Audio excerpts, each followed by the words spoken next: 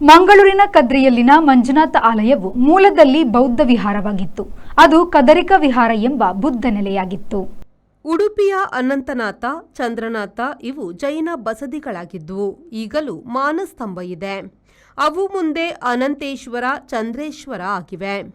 ಮಾಧ್ವರು ಈಗ ಮತ್ತೆ ಬದಲಿಸಿ ಅನಂತಶಯನ ಎಂದು ಕರೆಯಲು ಆರಂಭಿಸಿದ್ದಾರೆ. ಕನ್ನಡ ಹಾಗೂ ತೆಲುಗಿನಲ್ಲಿ ಒಟ್ಟಿಗೆ ತಯಾರಾಗಿ ಬಂದ ರಾಜಕುಮಾರ್ ಅಭಿನಯದ ಚಿತ್ರ ನಾಗಾರ್ಜುನ.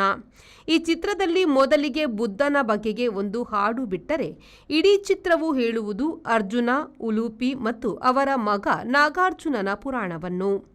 ಸೇಲಂ ಜಿಲ್ಲೆಯ ಪೆರಿಯೇರಿ ಗ್ರಾಮದ ಮುಖ್ಯ ಮೂರ್ತಿ ಬುದ್ಧ ವಿಗ್ರಹವನ್ನು ಹಿಂದೂ ಆಗಿ ಮತಾಂತರ ಮಾಡಲಾಗಿದೆ ಎಂದು ಸೇಲಂನ ಬುದ್ಧ ಟ್ರಸ್ಟ್ 2017ರಲ್ಲಿ ಕೋರ್ಟು ಮೆಟ್ಟಿಲೇರಿತ್ತು.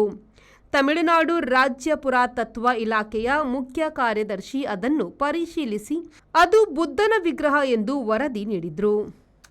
ಅದರ ಮೇಲೆ ಮದಾರಸು ಉಚ್ಚ ನ್ಯಾಯಾಲಯದ ನ್ಯಾಯಾಧೀಶರಾದ ಎನ್ ಆನಂದ್ ವೆಂಕಟೇಶ್ ಅವರು ಅದು ಮೂಲದಲ್ಲಿ ಬುದ್ಧ ವಿಗ್ರಹ ಎಂದು ತೀರ್ಪು ನೀಡಿದರು.